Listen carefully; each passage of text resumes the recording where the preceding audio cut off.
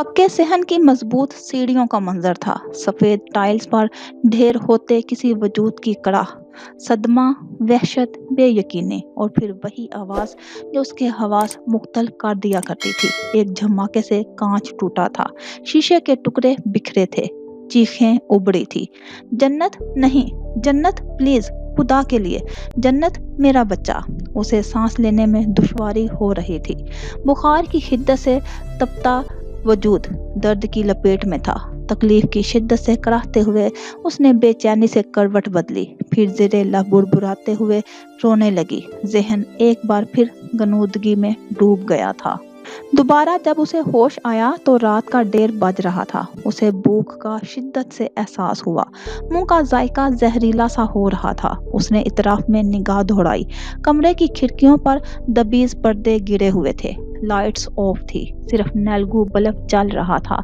Heater on था, तब ही कमरे में सर्दी का एहसास नहीं हो रहा था। गहरा तनफ्फुस लेते हुए वो किसी कदर कोशिश से उठकर बैठ गई थी। आखिरी मंजर जो जहन में महफूज था वो गाड़ी का था। मध्यम सी नेलगू रोशनी में फारिस उसे सामने काउच पर नीम दराज दिखाई दिया। आंखें बंद थी, तनफ्फुस हमवार, यकीनन गहरी नींद में था। जन्नत ने दाहिने हाथ पर निगाह दौड़ाई। कैनोला मौजूद था, ड्रिप उतर चुकी थी। उसने बेड साइड पर रखी दवाओं को देखा, फिर उलझे बिखरे बालों को समेटकर फर्श पर कदम जमाते हुए उठ खड़ी हुई। लम्हे भर के लिए लड़खड़ाई, फिर संभल गई। उसका रुख वॉशरूम की तरफ था। वॉश बेसन के सामने रुककर उसने खुद को आईने में देखा। चेहरे की जर्द जिल्द को छुआ, सुर्ख डोरों वाली भीगी हुई आंखों को देखा। बेसाख्ता किसी ख्याल के तहत सफेद लिबादे की खुली ढीली आस्तीन को ऊपर किया। बाजू पर मौजूद जख्म की बैंडेज की गई थी। उसने बैंडेज हटा कर देखा, 4 टांके लगे थे। वो एक बार फिर अपने अक्स की तरफ मुतवज्जा हुई। पेशानी पर नील का निशान कुछ गहरा लगने लगा। उसे फिक्र हुई, मिसेस शेराजी से छुपाना अशद जरूरी था, वरना वो देखकर सवाल करेंगी। सवाल अजियत से दो चार करेगा। अजियत हकायतों में ढलकर आंखों में भी अया होगी और फिर उसका कोई भी झूठ उन्हें मुत्तमिन नहीं कर पाएगा। मुंह धोकर वो कमरे में वापस आ गई। गरम शाल कंधों पर डालती बेहद एहतियात से बाहर निकल गई। सीढ़ियां उतरकर उसने किचन का रुख किया था। कुछ ही देर में फ्रीजर खोले सुर्ख मतवरम आंखों से खाने के लिए कुछ देख रही थी। चिकन कढ़ाई, फ्राइड फिश। उसने माइक्रोवेव ओवन में खाना गर्म किया और अभी कुर्सी खींचकर खाने के लिए बैठी ही थी कि कदमों की आहट समाज से टकराई। नवाला तोड़कर सालन में डुबोते हुए वो देखे बिना ही जान गई थी कि रात के इस पहर सीढ़ियां उतरकर नीचे कौन आ रहा है। पहले फ्रीजर खोला गया, दूध निकाला गया, कैबिनेट खोलकर पत्ती और चीनी के जार तलाशे गए, बर्नर जलाया गया और इस दौरान वो इतराफ से यकसर बेनियाज खामोशी से खाना खाती रही। चाय कप में डाले वो सीधा लाउंज में जाकर बैठ गया था। ऊपर किचन से वो बआसानी देख सकती थी। टीवी ऑन किए चैनल सर्फिंग करते वो घूंट घूंट चाय अपने अंदर उतार रहा था। जन्नत ने बस एक लम्हे के लिए उसकी पुश्त को देखा, फिर सपाट तासुरात के साथ सिंक में इस्तेमाल शुदा प्लेटें रखकर अपने कमरे में आ गई। बेड साइड टेबल पर दवाओं के साथ औकात की निशानदही करते नोट चिस्पा थे। कौन सी टेबलेट किस वक्त लेनी है और दिन में कितनी बार लेनी है, सब दर्ज था।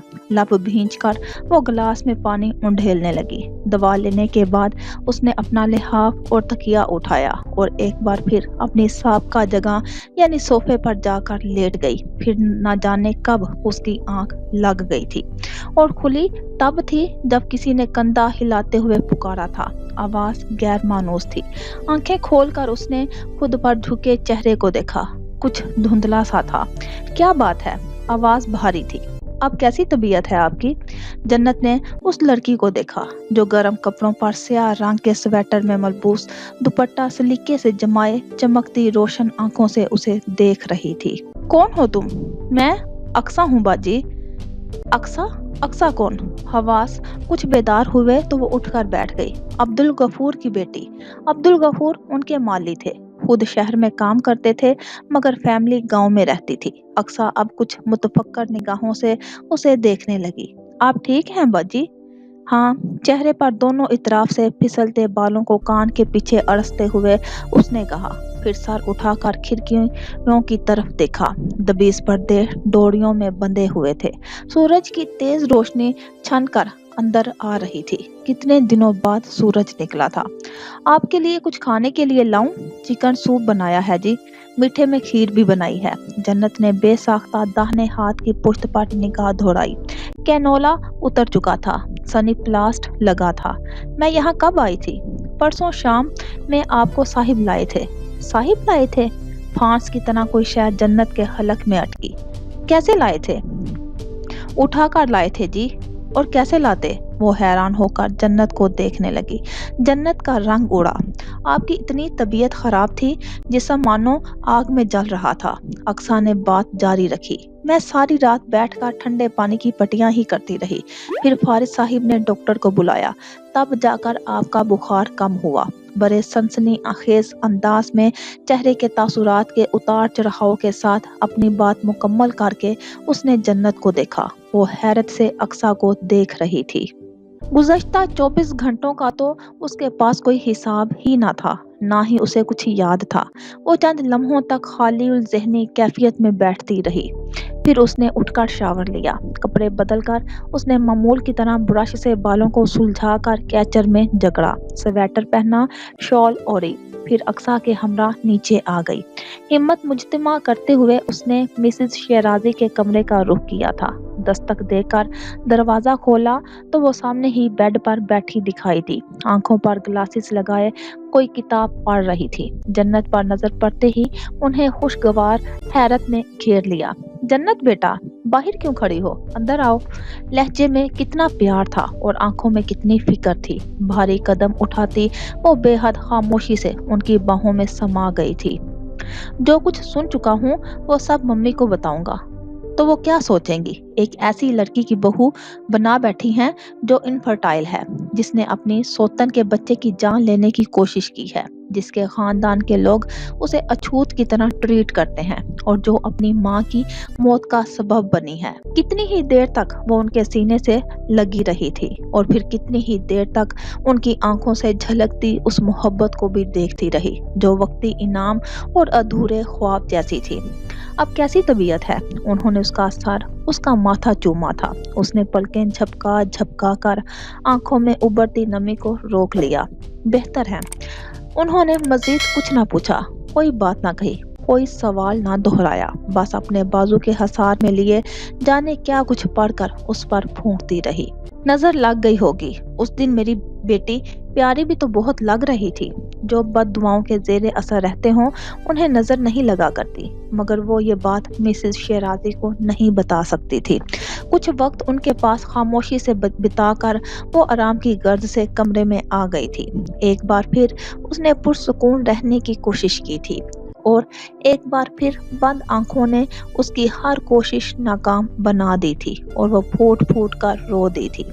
वो मिसेस शेराजी को किसी भी सूरत पर परेशान नहीं करना चाहती थी। उन्हें किसी गहरी अजियत या सदमे से दोचार नहीं करना चाहती थी। वो उनकी आंखों में अपने लिए नफरत, नागवारी जैसे तासुरात नहीं देख सकती थी और ना ही उनकी दुआओं, मोहब्बत और शफकत के साए से महरूम होना चाहती थी। वो जानती थी फारस ने उन्हें कुछ भी नहीं बताया होगा। वो अपनी माँ से बेपनाह मोहब्बत करता था और जब ये तय था कि किसी डील की तरह तय किए गए इस रिश्ते ने भी ख़त्म हो ही जाना है, तो वो घर में ख्वामख्वाह की टेंशन पैदा नहीं करना चाहेगा। वो अब भी उस पर कोई दबाव नहीं डालेगा, उस पर सख्ती नहीं करेगा। रोज़मर्रा मामूलात को वैसे ही चलने देगा जैसे वो पहले से चल रहे थे। पिछले 3 माह की रूटीन कायम रहेगी। सख्त नागवारी, नापसंदीदगी और गुस्से के बावजूद अब भी उस पर कोई रौब नहीं जमाएगा। वो अब भी अपनी माँ की खातिर उसे इतना मार्जिन दिए रहेगा कि वो उस घर में अपनी मर्जी और मंशा से वैसे ही जिंदगी गुजार सके जैसी वो पहले गुजार रही थी, ताकि उनके माबैन ताल्लुक की नोयत की उन्हें खबर ना हो। मगर क्या अब वो पहले की तरह वजदान हाउस में रह पाएगी? ये एक मुश्किल सवाल था। उसकी सारी कोशिशें उस रिश्ते को बरकरार रखने के लिए थी, मगर अब उसे ये नामुमकिन लग रहा था। مستقبل کے حوالے سے اس نے بہت کچھ سوچ رکھا تھا، مگر اب اسے اندھیروں کے سوا کچھ نظر نہیں آ رہا تھا۔ وہ ناقص، ادھوری، نامکمل، وہ کسی کی زندگی کا حصہ نہیں بن سکتی تھی۔ محبتوں پر اس کا حق نہیں تھا، قدرت اس پر مہربان نہیں تھی۔ زندگی گزارنے کے لیے امید چاہیے، اور امید کو بھی تو ایک امید چاہیے، مگر اس کے پاس اب کچھ بھی باقی نہیں رہا تھا۔ وہ خالی ہاتھ تہی دامن تھی۔ اب مستقبل کا کوئی منظر، کوئی خواب، کوئی خیال اسے قدم اٹھانے پر مجبور نہیں کر رہا تھا۔ وہ ایک ہی مقام پر رک گئی تھی، تھم گئی تھی، ٹھہر گئی تھی، اور جمود کا یہ احساس اسے اندر ہی اندر سے ختم کرتا جا رہا تھا۔ رات کا نہ جانے کون سا پہر تھا جب اس کی آنکھ دروازے کی آواز سے کھل گئی تھی۔ کوہنی کے بل اوپر ہوتے ہوئے اس نے ہاتھ بڑھا کر لیمپ آن کر دیا تھا۔ جنت کمرے میں نہیں تھی۔ اس نے پھر ٹیبل کلاک پر وقت دیکھا جو رات کے 2:30 بجا رہی تھی۔ وہ اسی وقت اٹھ کر کمرے سے باہر آ گیا۔ راہداری سے لاؤنج کا جائزہ لینے کے بعد اس نے اسٹڈی روم کا دروازہ کھول دیا، پھر سیڑھیاں اتر کر نیچے آ گیا۔ ایک بار اطراف کا جائزہ لیتے اس نے کچن کا رخ کیا۔ Library, studio, dining hall, sitting room, اس نے ہر جگہ دیکھ لیا، مگر جنت کہیں نہیں تھی۔ جھنجھلاہٹ کے عالم میں وہ صدر دروازہ کھولے باہر آ گیا تھا۔ سامنے ہی وہ شدید سردی میں لحاف اوڑھے سیڑھیوں پر بیٹھی دکھائی دے گئی تھی۔ فارس وجدان کے جبڑے بھینچ گئے تھے، آنکھوں میں ناگواری کے ساتھ ساتھ سختی اتر آئی تھی۔ غصے سے قدم اٹھاتے ہوئے وہ اس کے پاس آیا تھا، اور پھر اسے غصے اور بے دردی سے اسے بازو سے پکڑ کر کھینچتے ہوئے اندر لے آیا تھا۔ دروازہ بند کر کے وہ اس کی طرف مڑا تو وہ سر جھکائے خالی خالی نظروں سے فرش کو تک رہی تھی۔ اب کیا چاہتی ہو؟ سانپ کی طرح پھنکار کر اس نے پوچھا تھا۔ اب کون سا نقصان ہے جو کرنا باقی ہے؟ یہی چاہتی ہو ممی تمہاری وجہ سے بیمار پڑ جائیں؟ بازو سے پکڑ کر اس نے بے دردی سے جھنجھوڑا تھا۔ جنت کا سر تب بھی جھکا رہا تھا، لبوں پر قفل تھا، آنکھوں میں ویرانی ہی ویرانی تھی۔ فارس کا بس نہیں چل رہا تھا اسے تھپڑ لگا دے۔ مسز شیرازی اس کی غیر معمولی خاموشی کو، اس کی آنکھوں کی ویرانی کو اور چہرے کے مسخ شدہ تاثرات کو طبیعت کی خرابی پر محمول کر رہی تھی، لیکن فارس جانتا تھا وہ ٹھیک تھی، جان بوجھ کر اور صرف توجہ لینے کے لیے یہ سب کر رہی تھی۔ ڈرامے باز تھی، سچویشن کو اپنی مرضی سے استعمال کرنا اسے آتا تھا۔ وہ مسز شیرازی کو اس معاملے میں انوالو کرنا چاہ رہی تھی۔ جانے کیسی لڑکی تھی، کیسی سوچ رکھتی تھی۔ میں اگر خاموش ہوں تو صرف اس لیے کہ ممی کو ٹینشن نہیں دینا چاہتا، اس نے شدید غصے کے عالم میں اس پر واضح کیا تھا۔ تمہیں ان کا ذرا بھی احساس ہے؟ وہ خاموش رہی تھی۔ میری جگہ کوئی اور ہوتا تو ایک لمحے کے لیے بھی تمہیں اس گھر میں برداشت نہ کرتا، اس نے جھٹکے سے بازو چھوڑ کر دبی آواز میں کہا۔ آخری بار کہہ رہا ہوں، اپنا یہ حلیہ اور رویہ درست کرو، ورنہ میں خود ممی کو تمہاری اصلیت بتا کر اس گھر سے فارغ کروا دوں گا۔ کم از کم روز روز کی ٹینشن سے تو جان چھوٹ جائے گی۔ زیر لب بڑبڑاتے ہوئے وہ سیڑھیاں چڑھنے لگا تھا۔ جنت نے سر اٹھا کر اسے جاتا دیکھا، آنکھوں میں یکدم نمی تیرنے لگی۔ فارس کی دھمکی کا اثر تھا یا مسز شیرازی کی فکر؟ اس نے خود سے لڑ کر خود کو کسی حد تک سنبھال لیا تھا۔ وہ حشاش بشاش اور کچھ حد تک فریش نظر آنے لگی تھی، ویسے ہی انہیں وقت دینے لگی تھی جیسے لاہور جانے سے پہلے وہ گزشتہ 3 ماہ سے دیتی آ رہی تھی۔ لون میں گھومنا، کتابیں پڑھنا، اکٹھے نماز پڑھنا، آیات کو ڈسکس کرنا، دنیاوی خبروں پر تبصرے کرنا، لیکن در پردہ بہت سے کام ایسے بھی تھے جو اس نے چھوڑ دیے تھے۔ اس نے فارس کے معاملات میں مداخلت حتمی طور پر بند کر دی تھی، اور اب اس کا سامنا بھی وہ کم سے کم کرنے لگی تھی۔ کمرے میں تب ہی آتی جب وہ سو چکا ہوتا، صبح اس کے بیدار ہونے سے پہلے ہی اٹھ جاتی۔ آمنا سامنا صرف ناشتے کی ٹیبل پر یا رات کے کھانے پر ہوتا، اور اس دوران وہ بھولے سے بھی نظر اٹھا کر اسے نہ دیکھتی۔ اب فارس کے بیڈ روم میں نہ تازہ پھول سجتے تھے، نہ معطر خوشبو بکھرتی تھی، نہ کمرے کی سیٹنگ بدلتی تھی، نہ اس کی اشیاء کو ہاتھ لگایا جاتا تھا۔ آہستہ آہستہ اس نے ڈریسنگ ٹیبل سے اپنا میک اپ کا سامان بھی ہٹا دیا تھا، دیواروں کو بھی پینٹنگ سے محروم کیا تھا، بیڈ شیٹس، کھڑکیوں کے پردے بھی اس نے بدلوا دیے تھے۔ ایک ایک کر کے اس نے اپنی ہر نشانی اس کمرے سے مٹائی تھی، ایک ایک کر کے اس نے اپنی ہر چیز وہاں سے ہٹائی تھی۔ اب اسے فارس کے کمرے میں اپنی پسند اور مرضی کی کوئی چیز چاہیے بھی نہیں تھی۔ اب جب قدم لہو لہان ہوئے تھے تو اپنے ہاتھوں سے ہی ہر زنجیر توڑ کر خود کو آزاد کرنا چاہ رہی تھی، مگر یہ آزادی، آہ یہ آزادی، سوچ اور خیالات میں غلطاں، وہ کب کیسے چلتی ہوئی نماز والے کمرے میں آ گئی اور اسے نہیں پتا تھا۔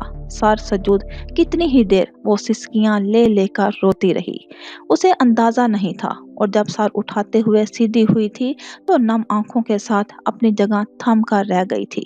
دروازے میں ہی مسز شیرازی موجود تھی۔ انہوں نے اس کا آنسوؤں سے تر چہرہ دیکھا، آنکھوں میں لہراتا کرب دیکھا۔ جنت اپنی جگہ منجمد ہوئی بیٹھی تھی، آنسو آنکھوں میں ٹھہرے تھے، دل جیسے رکا ہوا تھا۔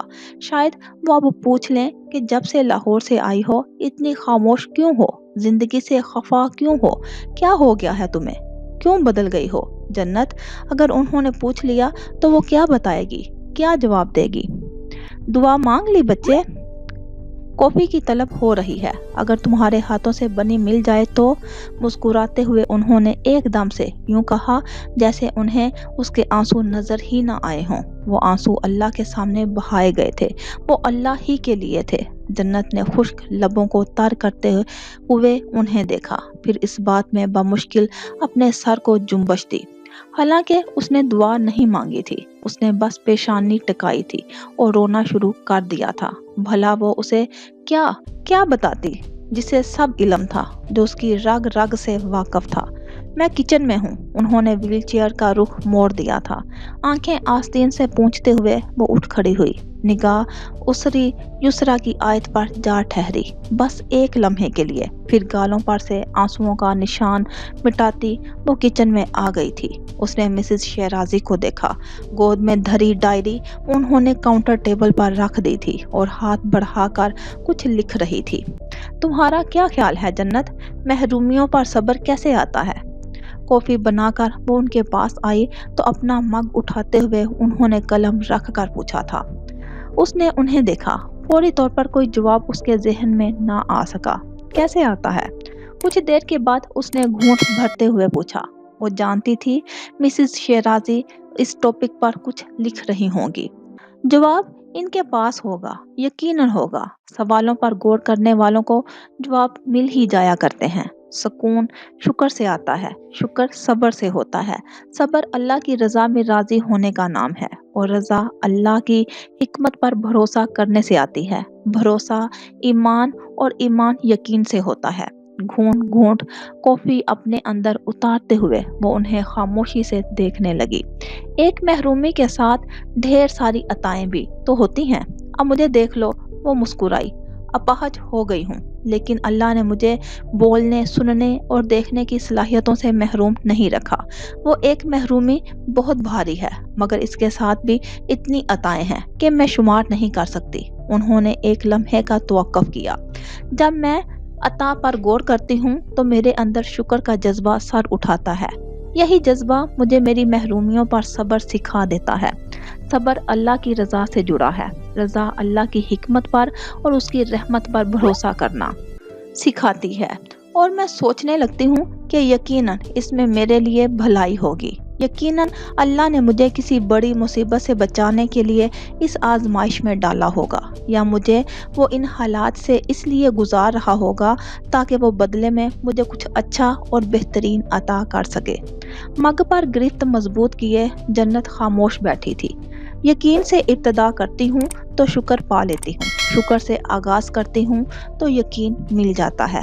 کافی کا خالی مگ کاؤنٹر پر رکھ کر انہوں نے ڈائری کھولی۔ جنت بھی اپنی جگہ سے اٹھ کھڑی ہوئی تھی۔ آنٹی؟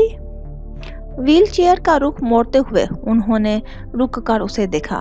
جی بیٹا، اللہ کی زمین بہت بڑی ہے، جو اس کا ہو جائے اس کے لیے کم نہیں پڑتی، وہ اسے پھر بے گھر نہیں ہونے دیتا، ہے نا؟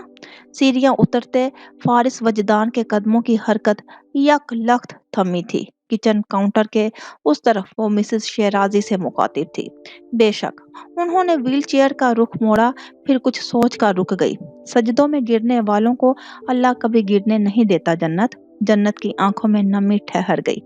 बदवक्त मुस्कुराते हुए उसने उन्हें देखा। वो मिसेस शेराजी को क्यों फरामोश कर बैठी?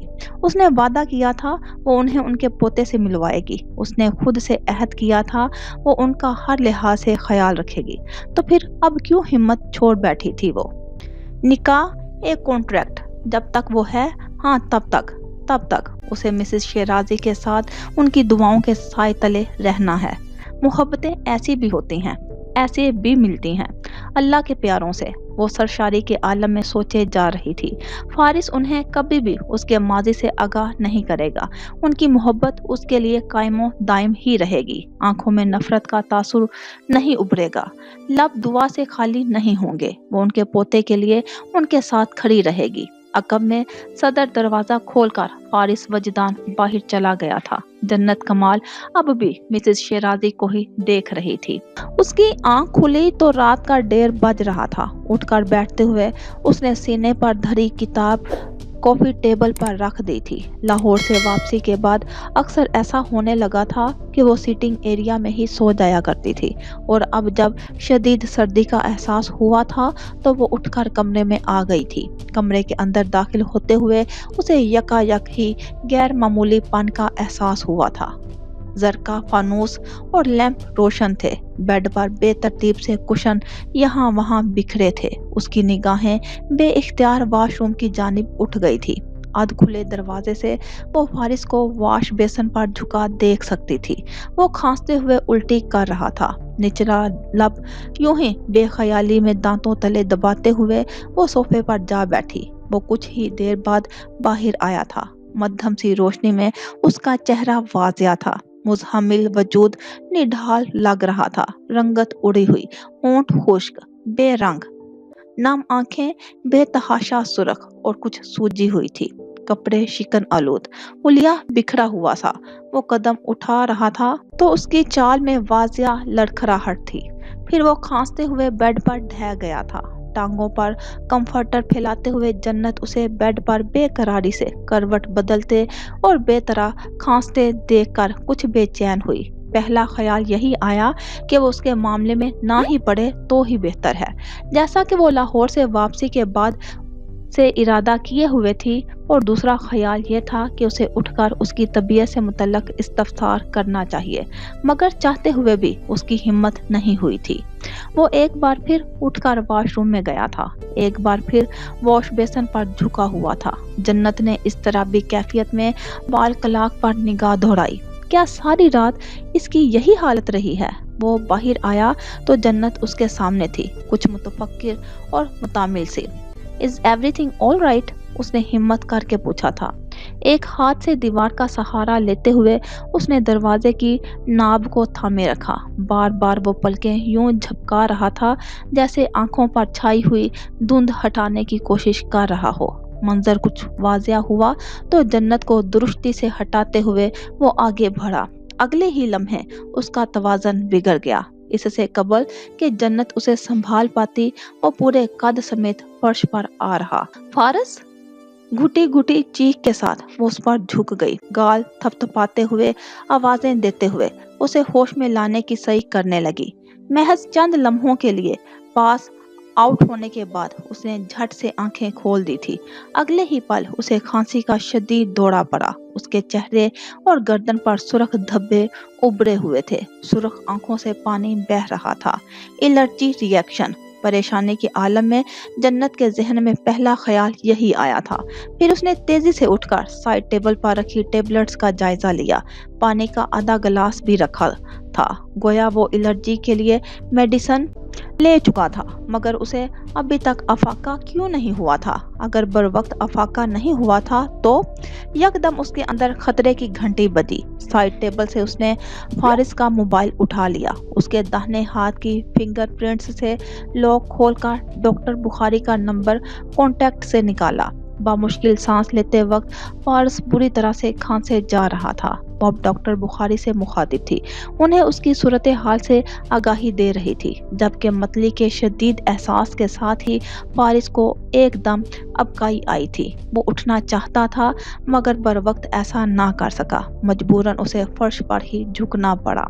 डॉक्टर बुखारी से बात करके वो एक बार फिर उसकी तरफ मुतवज्जा हुई थी। इट्स ओके, परेशान मत हो, रिलैक्स रहो, वो उसकी पुश्त थपथपाते हुए कह रही थी। दूर रहो। कुछ गुस्से, कुछ झंझलाहट और कुछ बेबसी के आलम में उसने बाएं हाथ से जन्नत को परे धकेला। अंदाज और रवैये से नफरत और झंझलाहट नुमाया थी। जन्नत दुख और सदमे से उसे देख कर रह गई। बहुत कोशिश से वो दीवार के करीब हुआ ताकि सहारा लेकर बैठ सके। दाहिना हाथ गर्दन पर था।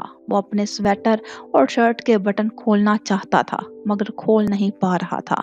यह काम भी जन्नत ने सर अंजाम देना चाहा था। उसने एक बार फिर शदीद गुस्से और चिड़चिड़ेपन से उसे परे धकेला था। Stay away from me. जन्नत का दिमाग घूम गया। अगले ही लम्हे उसने फारिस के हाथ जकड़ कर पकड़े थे। इस हालत में भी तुम्हें अपना एटीट्यूड दिखाने की पड़ी हुई है। इस हालत में भी वो उस पर फट पड़ी। सुरख पड़ती आंखों में सदमे लिए फारिस वजदान उसे देख कर रह गया। महज एक लम्हे के लिए उसे सकता हुआ था। उसके बाद जो खांसी का दौरा पड़ा तो वो हाल से बेहाल हो गया। जन्नत ने तेजी से उसके स्वेटर और शर्ट के ऊपरी बटन खोल दिए। गर्दन से नीचे सीने पर भी सुरख निशान थे। मैंने डॉक्टर बुखारी से बात की है, वो अभी आते होंगे, वो उससे कह रही थी। क्या तुम कोई और दवा लेते हो? Swear reaction. फारिस का सर झुक गया। नीम खुली आंखों में एक खालीपन था। चेहरा सफेद, खांस खांस कर उसकी हालत अबतर हो चुकी थी। फारिस, उसका सर उठाते हुए, गाल थपथपाते हुए उसने एक बार फिर उसे मुतवज्जा किया था मगर वो मुतवज्जा नहीं हुआ था। कोई जवाब भी नहीं दे रहा था। फारिस, मेरी तरफ देखो, मेरी बात सुनो। यकायक ही उसकी गर्दन ढलक गई। वजूद बेजान सा हो गया। फारिस, जन्नत के हलक से घुटी घुटी चीख निकली। आंखों में खौफो हरास फैल गया। दाहिना हाथ मुंह पर जमाए वो मतवहश होकर पीछे हट गई थी। फारिस सांस नहीं ले रहा था। उसके वजूद में अब कोई हरकत नहीं रही थी। उफ! फारिस, जन्नत के हलक से घुटी घुटी चीख निकली। आंखों में खौफो हरास फैल गया। दाहिना हाथ मुंह पर जमाए वो मतवहश सी होकर पीछे हट गई थी। वो सांस नहीं ले पा रहा था। उसके वजूद में अब कोई हरकत नहीं हो रही थी। वो रो देने वाली हो गई। डॉक्टर बुखारी अभी तक नहीं पहुंचे थे। उसके कुछ भी समझ में नहीं आ रहा था अब क्या करे। जन्नत, उसे यूं लगा जैसे नाना ने कंधे पर हाथ रखा हो, हिम्मत बंधाई हो, हौसला दिया हो। एक साथ कई मंजर उसकी आंखों में लहराए थे। खुद पर तारी जमूत को तोड़ते हुए वो यकदम हरकत में आई।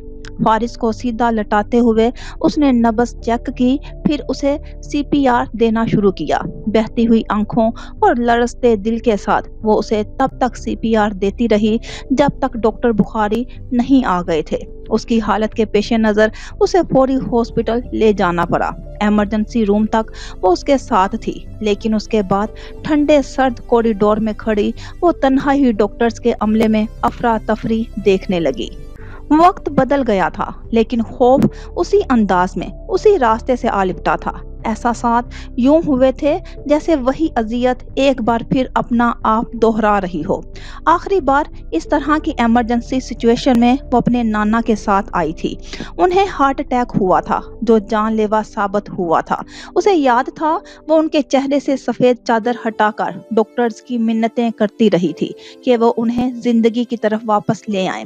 उस दिन जब उसने नाना का हाथ पकड़ा था तो वो सर्द था। फारिस का हाथ भी तो कितना ठंडा हो रहा था। उसने डॉक्टर बुखारी को आईसीयू से बाहर निकलते देखा तो उसमें इतनी हिम्मत नहीं थी कि वह खुद उठकर उनके पास जाती। फिक्र की कोई बात नहीं है, वो खतरे से बाहर है। उन्होंने करीब आकर तो उसे लगा जैसे काफी देर बाद उसे सांस आया हो। अगर आप उसे सीपीआर ना देती तो हम उसे ना बचा पाते। एक लम्हे की ताखीर भी उसे मौत के घाट उतार सकती थी। उसे क्या हुआ था? Cat allergy. इस बार रिएक्शन ज्यादा शदीद हो गया था। Cat allergy? जन्नत की आंखें फैली। वो अब बराह रास्त उसके साथ फारिस की कंडीशन डिस्कस कर रहे थे, साथ साथ तसल्ली और दिलासा भी दे रहे थे। मैं उसके लिए ऑटो इंजेक्टर लिख कर दूंगा, इस तरह की इमरजेंसी सिचुएशन में फायदा मंद साबित होगा। तबीयत इस हद तक नहीं बिगड़ेगी, इसलिए परेशान होने की जरूरत नहीं है। डॉक्टर बुखारी जा चुके थे, मगर वो अपनी जगह परेशान खड़ी रह गई थी। अगर वो कमरे में ना जाती, बर वक्त दिमाग काम ना करता और वो उसे सीपीआर भी ना देती, तो शायद उससे आगे जन्नत से कुछ भी सोचा ना गया। उसने मिसेस शेराजी से फोन पर बात की, जो फारिस के लिए हद दर्जा फिक्रमंद नजर आ रही थी। उनका बस नहीं चल रहा था, वो अभी उठकर उसके पास हॉस्पिटल आ जाएं। वो अब खतरे से बाहर है आंटी, उसे जैसे ही होश आएगा मैं आपकी बात करवा दूंगी, और आप बिल्कुल परेशान ना हो, मैं हूं ना उसके साथ, उसने कहा था।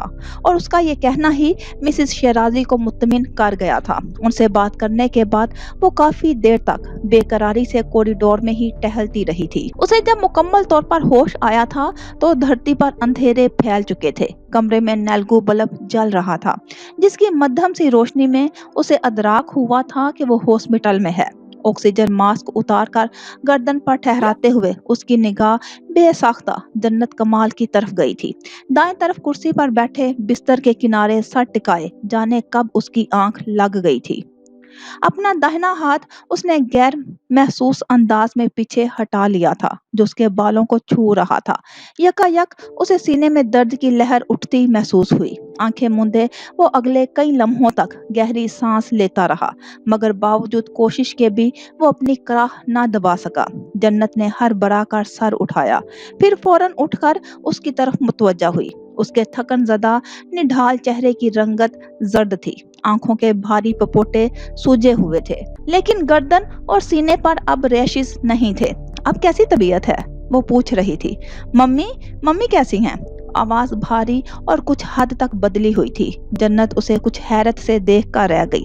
नीम गनूदगी के आलम में उसे याद थी भी तो उसकी माँ, फिक्र हो भी रही थी तो सिर्फ उनकी। वो बिल्कुल ठीक है, झुककर उसने मध्यम आवाज में तसल्ली दी। तुम्हें कुछ चाहिए? पानी, उसने भारी तनफ्फस के बीच कहा। मुस्तअदी से गिलास में पानी उंडेल कर उसने फारिस की गर्दन को सहारा देकर गिलास लबों से लगा दिया। उसने चंद घूंट लेने के बाद तकलीफ से चेहरे के जाविये बिगाड़ते हुए गिलास दूर हटा दिया। गले की सोजश अजियत का बायस बन रही थी। चंद लम्हों तक खाली नजरों से किसी गैर मरई नुक्ते को देखते रहने के बाद उसने आंखें बंद कर ली थी। दोबारा उसे होश दिन के उजाले में उस वक्त आया था जब मशरकी दीवार की तमाम खिड़कियों पर से जन्नत कमाल ने पर्दे खींचकर हटा दिए थे।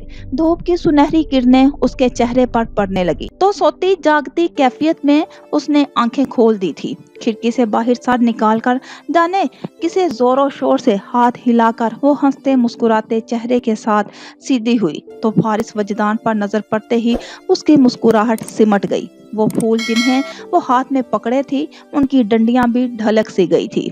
फारिस ने बटन दबाकर बिस्तर को सिटिंग पोजीशन में एडजस्ट किया। वो अपनी जगह खड़ी यकायक अजनबी हो गई, खामोश हो गई, स्पाट हो गई। कुछ देर पहले तक उसके चेहरे पर जितने भी रंग बिखरे थे वो अब आंखों में भी ना रहे थे। शाने बेनियाजी से उसने अपना रुख बदला, गुलदान में फूल डाले और बाहर निकल गई। दोबारा उसकी आमद डॉक्टर बुखारी के हमरा हुई थी, मगर वो खुद अंदर नहीं गई थी। मैं अब ठीक हूँ, घर जाना चाहता हूँ। चेकअप के बाद वो डॉक्टर बुखारी से मुखातिब था और वो नाखून के साथ खेलती दरवाजे के साथ लगी खड़ी थी। इस पर हम कल बात करेंगे, फिलहाल तुम सिर्फ रेस्ट करो, डॉक्टर बुखारी कह रहे थे। आप समझ नहीं रहे, मुझे कल मीटिंग। फारिस, उन्होंने कुछ सख्ती से उसकी बात काटी। मेरे ख्याल से इस वक्त तुम्हें अपने लिए थोड़ी सी संजीदगी दिखानी चाहिए। तुम्हें अंदाजा नहीं है कल तुम्हें किस हालत में हॉस्पिटल लाया गया है। दूसरी तरफ खामोशी छा गई। तुम्हारी बीवी बहुत बहादुर है। ऐसी सिचुएशन में तो फैमिली मेंबर्स हौसला छोड़ देते हैं, पर उसने हिम्मत नहीं हारी। दरवाजे पर खड़ी जन्नत कमाल ने अपना दाहिना हाथ पेशानी पर मारा। ये डॉक्टर बुखारी, उफ, क्रेडिट देना जरूरी था क्या? एम्बुलेंस के आने तक उसने तुम्हें सीपीआर दिया। वो तफसीलात में जा रहे थे। कुछ घबरा कर वो उनकी बात कता करने को तेजी से अंदर आ गई। दोनों ने सर उठाकर उसे देखा। डॉक्टर बुखारी मुस्कुराए। वो अपनी उड़ी हुई रंगत के साथ मुस्कुरा तक न सकी। उसने फारिस की तरफ देखे बगैर मिसेस शेराजी का नंबर मिलाकर मोबाइल उसकी तरफ बढ़ा दिया। आंटी से बात कर लो। फिर उसी सराहत से वो कमरे से निकल गई। हॉस्पिटल के वीआईपी रूम में वो काउच पर बैठी सेब काट रही थी जब अचानक ही उसे अपने चेहरे पर निगाहों की तपश का एहसास हुआ था। बेसाख्ता सर उठाया तो निगाहें फारस से टकरा गई, जो सपाट चेहरे के साथ उसे ही देख रहा था। उसने नजरों का जाविया बदलने की कोई कोशिश नहीं की थी। जन्नत ने उलझकर नजरें हटा ली। ऐसा पहले तो कभी नहीं हुआ था। उसने यूं उसे अपने हसार में लिया हो। चंद लम्हों के बाद उसने फिर सर उठाया। वो अब भी उसे ही देख रहा था।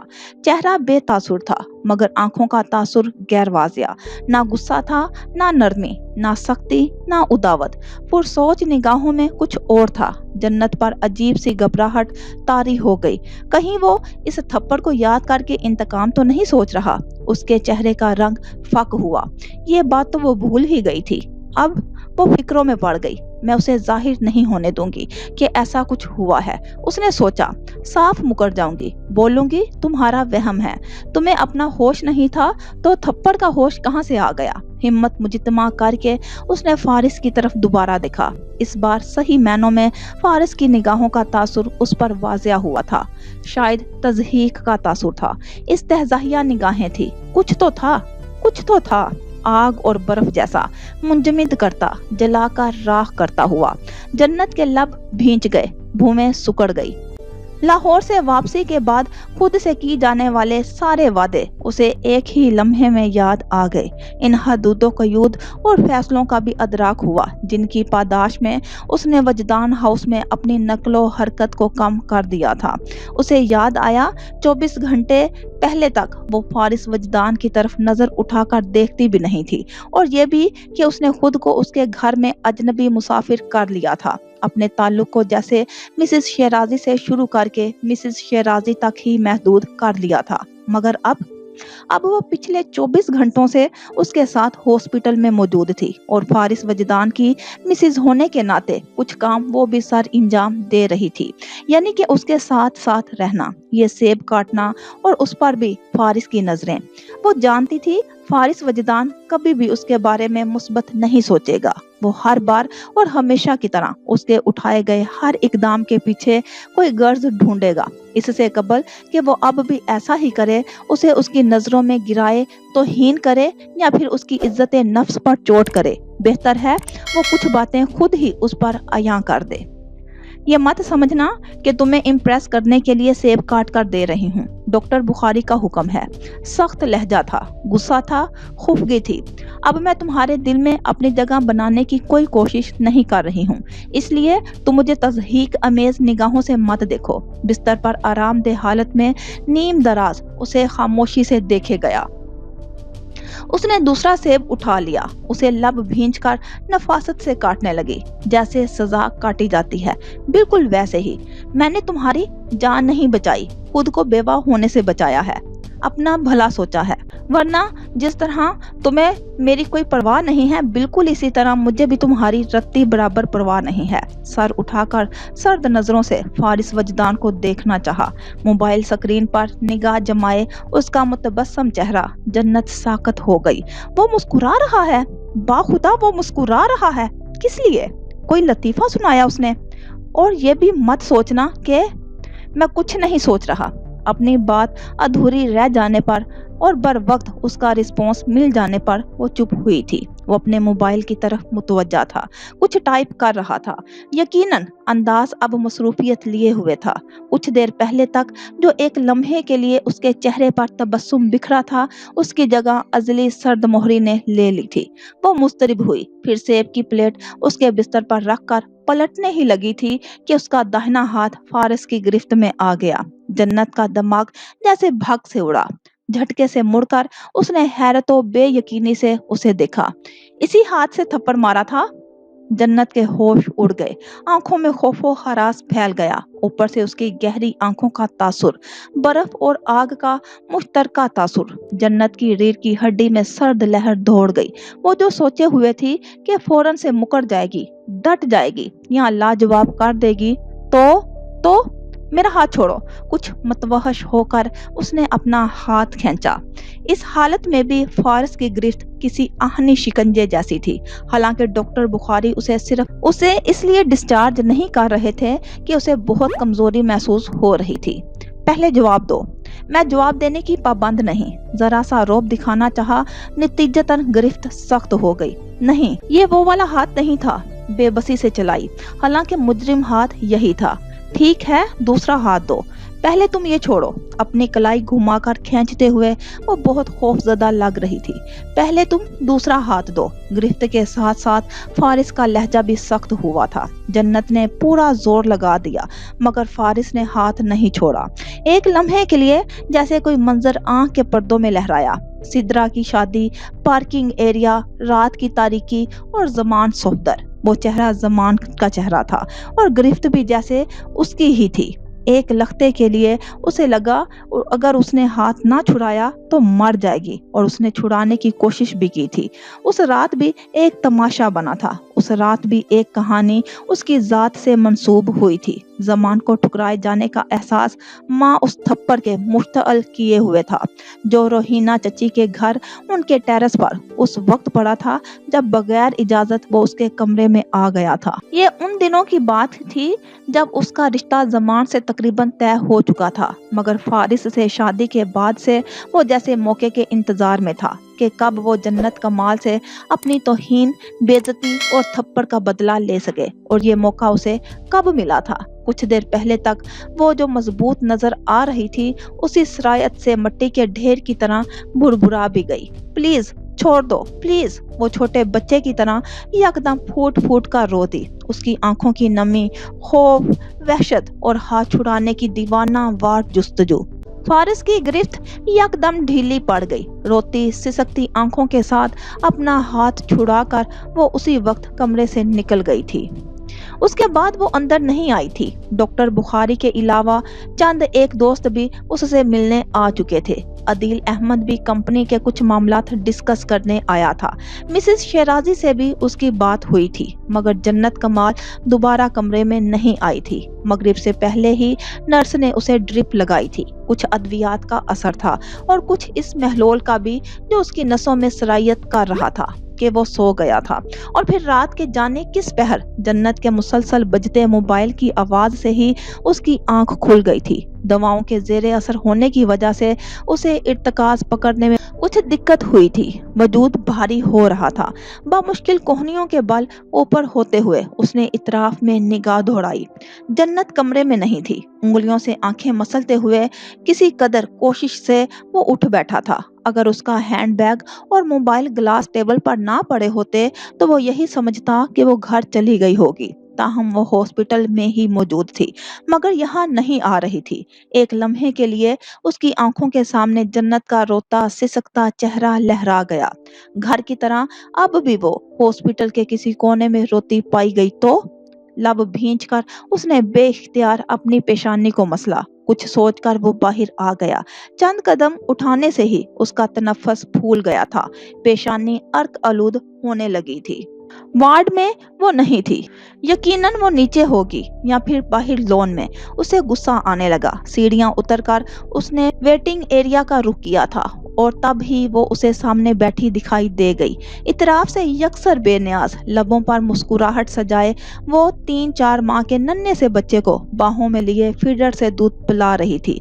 बच्चा उसकी गोद में पुरसुकून था। वो हर थोड़ी देर बाद उसका नन्हा सा हाथ, उसका माथा और उसका गाल चूमने लगती थी। इतराफ में बिखरी सफेद रोशनियों में वो उस पर निगाह जमाए खड़ा रह गया। वो मंजर किसी ख्वाब, किसी ख्याल का सा था। आई एम रियली सॉरी, मैंने आपको जहमत दी। स्याह पैंट शर्ट में मलबूस 26-27 वर्ष का नौजवान चेहरे पर थकन और परेशानी के तासुरात लिए रूम से निकलकर जन्नत के पास आ गया था। آپ اپنے بچے کو زحمت کہہ رہے ہیں؟ جنت نے سر اٹھا کر ذرا سی خفگی دکھائی۔ جواباً وہ مسکرا دیا۔ پچھلے کئی گھنٹوں سے وہ انجان لڑکی اس کا بچہ سنبھال رہی تھی۔ وہ اس کا بے حد شکر گزار تھا۔ میری مدر ابھی آتی ہی ہوں گی، وہ کہہ رہا تھا۔ اٹس اوکے، آپ پریشان مت ہوں، اگر کوئی نہیں بھی آتا تو میں اسے سنبھال لوں گی۔ جنت نے نیلگو کمبل سوئے ہوئے بچے پر ڈالا۔ اب آپ کی وائف کی طبیعت کیسی ہے؟ بہتر ہے۔ وہ ذرا فاصلے پر بیٹھ گیا۔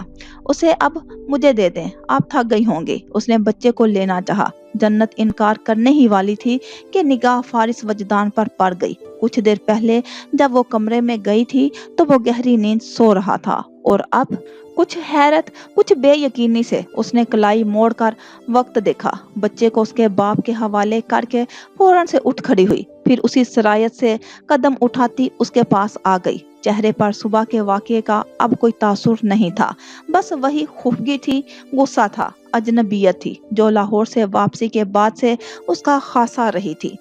تم یہاں کیا کر رہے ہو؟ اس نے دبی آواز میں جھاڑ کر پوچھا تھا۔ وہ خاموش تھا، وہ خاموش ہی رہا۔ تمہارا ہاسپٹل سے ڈسچارج ہونے کا ارادہ ہے بھی ہے یا نہیں؟ وہ تب بھی کھڑا رہا۔ اس کی خاموشی اور نگاہوں کے غیر معمولی تاثر کو دیکھ کر جنت الجھن میں پڑ گئی۔ شاید وہ اب بھی نیند میں ہی تھا، ورنہ وہ اٹھ کر باہر کیوں آتا؟ بت بن کر کھڑا کیوں رہتا بھی، اور ایسے کیوں دیکھتا جیسے پہلی بار دیکھ رہا ہو؟ گہرا تنفس لے کر خدا کی پناہوں میں آتے ہوئے اس نے کچھ محتاط ہو کر فارس کے بازو پر گرفت جمائی اور اپنے ساتھ لے جانے لگی۔ اس کے ساتھ چلتے ہوئے وہ بہت آہستگی سے قدم اٹھا رہا تھا، جیسے بمشکل اٹھانے پڑ رہے ہوں۔ آدھے سے زیادہ قوت تو خود جنت کو لگانی پڑ رہی تھی۔ بیڈ پر بٹھاتے ہوئے جنت نے بلب جلا دیا، پھر لحاف بھی ہٹا دیا۔ تم صبح سے باہر کیا کر رہی ہو؟ آواز بوجھل تھی، مگر سوال پورے ہوش و حواس میں ہی پوچھا گیا تھا۔ جنت نے ڈر کر یوں جھٹکا کھایا جیسے رات کے سناٹے میں کسی بھوت نے مخاطب کر لیا ہو، پھر اسی سرایت سے ایسے پیچھے ہٹی جیسے پہلے والا فارس کوئی اور ہو اور اب والا فارس کوئی اور ہو گیا ہو۔ تم ایکٹنگ کر رہے تھے؟ آواز صدمے سے پھٹ گئی تھی۔ کس بات کی؟ جنت نے لب بھینچ کر مٹھیاں بند کر کے اسے انتہائی غصے سے دیکھا۔ ابھی تو تم ایسے ظاہر کر رہے تھے جیسے تمہیں اپنا کوئی ہوش نہیں۔ سرد لہجے میں جرم کی نشاندہی کی گئی۔ ریئلی؟ یہ کب کی بات ہے؟ بیڈ پر لیٹتے ہوئے اس نے کچھ حیرت سے پوچھا۔ جنت کو جیسے آگ لگ گئی۔ اچھا مذاق بن رہا تھا اس کا، یہی کمی رہ گئی تھی کہ اب توہین کے ساتھ ساتھ اسے بیوقوف بھی بنایا جائے گا۔ مٹھیاں بھینچ کر ضبط کرتی وہ اسی وقت کمرے سے چلی گئی۔ دوبارہ اس کی واپسی نرس کے ساتھ ہوئی تھی۔ خوب شکایات لگا کر لائی تھی۔ وہ اسے مریض وارڈ کے چکر لگاتا پھر رہا ہے اور آرام کرنے کی بجائے باتیں بنائے جا رہا ہے، مگر نرس نے دیکھا کیسے وہ مریض گہری نیند سو رہا تھا اور کیسے اس کی بیوی خواہ اس پر الزام لگائے جا رہی تھی۔ ہاسپٹل میں ایڈمٹ ہونے والے بیشتر شوہر صابر ہوتے ہیں اور بیویاں ظالم۔ وہ چلی گئی تو جنت نے لب بھینچ کر فارس کو دیکھا۔ وہ کروٹ کے بل آنکھیں بند کیے لیٹا تھا۔ اس نے سر نہیں اٹھایا تھا، مزید کوئی بات بھی نہیں کی تھی۔ وہ خفگی کے عالم میں جھٹکے سے مڑ کر صوفے پر جا بیٹھی تھی۔